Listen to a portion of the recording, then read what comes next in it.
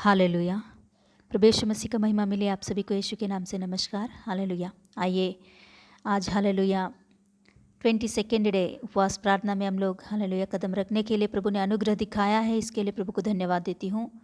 Hallelujah. अभी तक प्रभु ने हमें अपने आत्मा के द्वारा चलाया, इस बातों के लिए मैं प्रभु को कोटि कोटि धन्यवाद देती हूँ। प्रभु अपनी शक्ति और सामर्थ्य बल देकर प्रभु चलाया, इसके लिए प्रभु का महिमा मिले।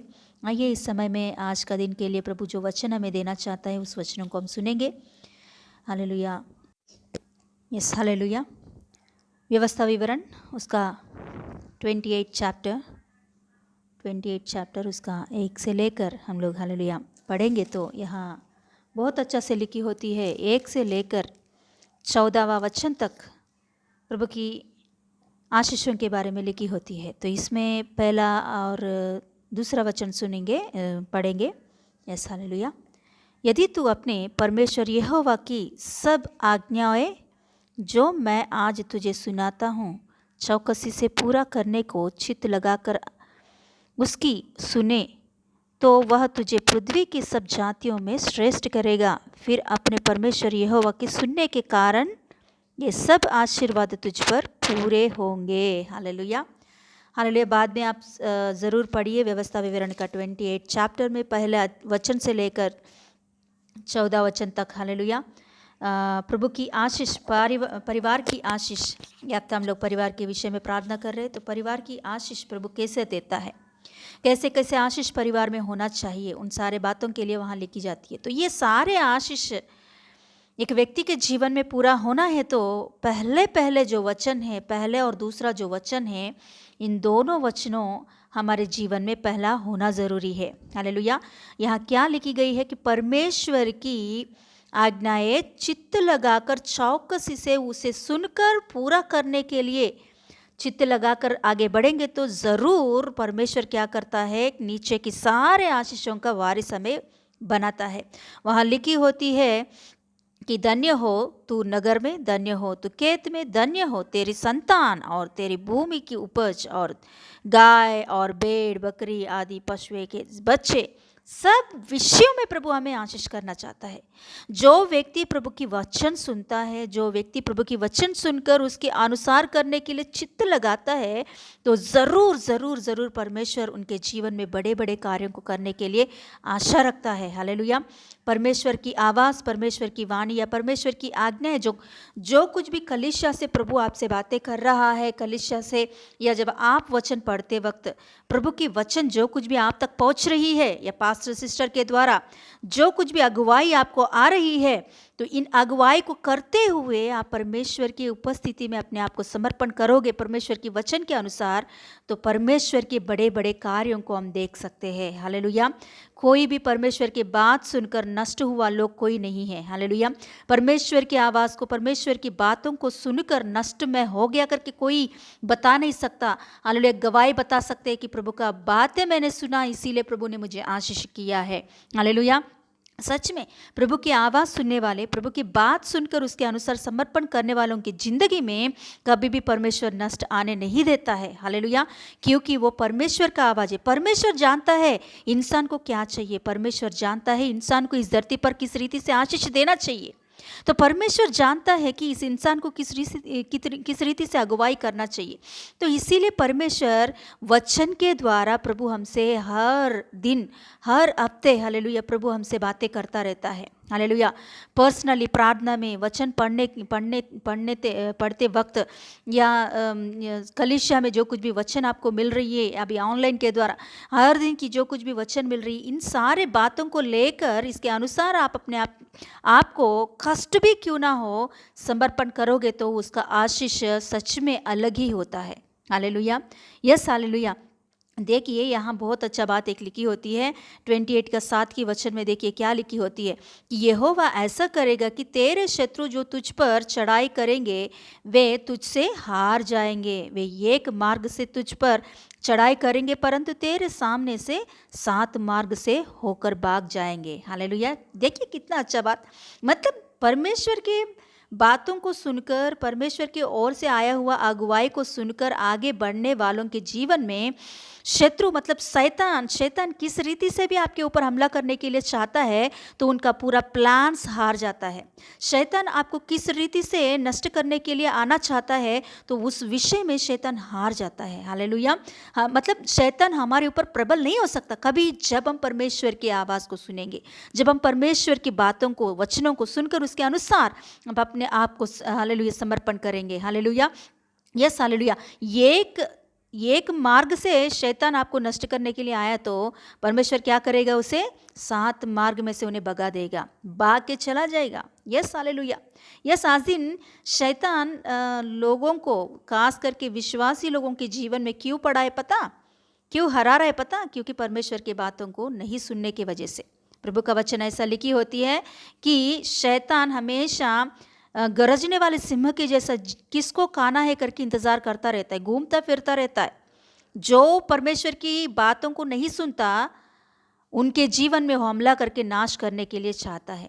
मगर प्रभु का वचन जो कोई भी सुनकर उसके अनुसार चलते हैं तो उनके जीवन के ऊपर, उनके जिंदगी के ऊपर शैतान प्रबल नहीं हो सकता, वो जीत नहीं पा सकता। हर एक आशीषों में वो ब्लेसिंग्स पा सकता है। बच्चों के विषय में, गर्भफल के विषय में, हालेलुया, उनकी कमाई के ऊपर, उनकी आशीष, हर एक आशीषों के ऊपर परमेश्वर, हर एक बातों के ऊपर, हर एक वस्तुओं के ऊपर, बच्चों के ऊपर परमेश्वर की आशीष बहुतायत से आती है। कभी जब हम परमेश्वर की आवाज़ या परमेश्वर की हालेलुया वाणी को सुनकर उसके अनुसार अपने आप को समर्पण करते हुए आगे बढ़ेंगे। हालेलुया। Yes hallelujah. बाइबल में से एक परिवार को हम देख सकते हैं ऐसा कि नोवा नामक एक भक्त, हालेलुया, नोवाह नामक एक भक्त, उसे धर्मी व्यक्ति भी कहलाया गया है। Yes hallelujah. नोवा नामक भक्त की जिंदगी में हम देखेंगे तो उत्पत्ति की पुस्तक में 6वां अध्याय से लेकर उनकी स्टोरी लिखी जाती है। तो उधर हम देखेंगे तो नोवा जिंदगी में परमेश्वर ने उनसे कहा कि तू क्या कर, एक बड़ा सा जहाज बना, बहुत बड़ा जहाज बना, क्योंकि इस धरती के ऊपर जल प्रलय आने वाला है। ये बात सुनकर उस समय में नोवा ने क्या सोचा पता नहीं, मगर मैं तो सोचती हूँ कि अरे इतना बड़ा जहाज क्यों बनाना चाहिए। हालेलुया। हम लोग तो ऐसे सवाल करते हैं, मगर नोवा ने कुछ भी परमेश्वर के सामने उल्टा सुल्टा नहीं बात किया है, कुछ भी नहीं बात किया। जैसे परमेश्वर ने उनको आज्ञा दिया उसी आज्ञा के अनुसार उसने और उनके 3 बच्चे, उनकी 3 बहू और उनकी पत्नी 8 जन मिलकर वो बड़ा सा जहाज को बनाने का शुरू हो गया है। सभी लोग टट्टा कर रहे, शत्रु लोग आकर उनके ऊपर बहुत सारे टट्टा के बात सुना रहे कि क्या हो गया, पागल हो गया क्या तू, इतना बड़ा जहाज क्यों बना रहा है, इतना बड़ा जहाज क्या करने के लिए, बारिश हो रहा है, कहाँ होगा, अभी तक तो ऊपर से आसमान से बारिश गिरना हमने नहीं देखा, एक बूंद, एक वर्ष भी एक बूंद भी आसमान से गिरना नहीं देखा है। ऐसे सभी लोग उनको टट्टा भी किया है, मगर फिर भी नोवा ने पीछे नहीं मुड़ के देखा, उनके और जो टट्टा करने वालों की ओर नहीं देखा। हालेलुया। उसने परमेश्वर की वाणी के ऊपर भरोसा रखा उसने। हालेलुया। परमेश्वर की उस आवाज़, आज्ञा के ऊपर उसने भरोसा रख के उतना बड़ा सा जहाज बनाया उसने। देखिए जब नोवा जहाज बना रहा था तो कितना कष्ट उनको आया होगा, कितना टट्टे के बाद उनको सुनना पड़ा होगा। हालेलुया। मगर उस समय में दर्द तो लगा, मगर बाद में का नोवा की आशीषों को देखेंगे तो हालेलुया उसने फलना और हर बात में आशीष पाना देख सकते हैं। हालेलुया। नोवा जब हालेलुया जहाज को बनाया, उस जहाज के अंदर वो उनके पूरा परिवार के साथ अंदर चला गया तो बहुत अच्छा रक्षा में वो हालेलुया बैठ के परमेश्वर की आराधना करना लगा है। हालेलुया। पूरा दुनिया उस समय में जल प्रलय की वजह से पूरा दुनिया नाश होने लगा। बाहर बहुत आहट सुनने लगी है, बहुत आवाज़ सुनाई दे रही है, आहट सुनाई दे रही है, भयंकर आवाज़ बाहर आ रही है, बहुत सभी लोग, इंसान, जानवर, सब कुछ नाश होने लगा है बाहर। मगर अंदर परमेश्वर के बात को सुनकर जो बनाया जहाज, उसके अंदर पहुंचने के बाद हालेलुया कितना आशीष उनके जीवन में आया है। केवल दुनिया में उस समय में 8 जन बच गए हैं, सभी पूरा दुनिया नाश हो गया था उस समय में। ये 8 जन कौन है? जो परमेश्वर के वाणी को सुना वही लोग है, परमेश्वर को आज्ञा को सुनकर उसके अनुसार किया है वही लोग है। उसके बाद में नोवा की ज़िंदगी में देखेंगे तो इस दुनिया में फिर से इंसान को हालेलुया फूलने के लिए, फलने के लिए पिता बन गया है नोवा। हालेलुया। उतना आशीष की कारण बन गया है। उनकी परिवार आशीष पाया है, उनके बच्चे आशीष पाए हैं, सब बातों में उन लोगों ने आशीष पाया। क्यों पता? क्योंकि एक ही एक कारण, परमेश्वर की आज्ञाओं को उन लोगों ने सुना है। परमेश्वर की आज्ञाओं को बाजू में नहीं रखे हैं उन लोगों ने। परमेश्वर की आज्ञाओं को वो पालन करने के विषय में उन लोगों ने चित्त लगाया है। परमेश्वर की आज्ञाओं को करने के विषय में उन लोगों ने पीछे नहीं हटा। परमेश्वर की आवाज़ को, परमेश्वर की वाणी को, उसके परमेश्वर की वाणी को सुनकर उसके अनुसार चलने के विषय में उन लोगों ने देरी नहीं किया है। हालेलुया। आज दिन जो कुछ भी परमेश्वर की ओर से आपको वाणी आ रही है, वचन आ रही है, सिस्टर पास्टर के द्वारा आपको कुछ सलाह आ रही है, तो आप पीछे मत मुड़ो और उस बातों के विषय में आप हालेलुया बाजू में मत रखो, देरी मत करो उसमें करने के विषय में। हालेलुया। प्रभु की आशीष चाहिए तो परमेश्वर की आवाज़ को सुनना ज़रूरी है। परमेश्वर की ओर से आपको आशीष चाहिए तो परमेश्वर की वाणी को सुनना भी ज़रूरी है। आप कितना घंटा भी प्रार्थना करो, कितना भी उपवास पकड़ के प्रार्थना करो, मगर परमेश्वर की आज्ञाओं को सुनने वाले नहीं हो तो आपका प्रार्थना का बिल्कुल फल नहीं मिलता है, आपके उपवास का कुछ फायदा ही नहीं है। हालेलुया। इसीलिए प्रभु की वाणी को, परमेश्वर की आज्ञाओं को मानना हमें सीखना ज़रूरी है पहले। Yes hallelujah. आज दिन हम लोग हालेलुया इस प्रभु के वचन के अनुसार हम लोग प्रार्थना करेंगे कि प्रभु मुझे कितना कष्ट भी हो, कितना मुसीबत भी हो, आपके वाणी से हटने का नहीं प्रभु। आपके वचनों को सही रीति से पालन करने के लिए, आपके आज्ञाओं को सही रीति से मानने के लिए मुझे मन दीजिए प्रभु।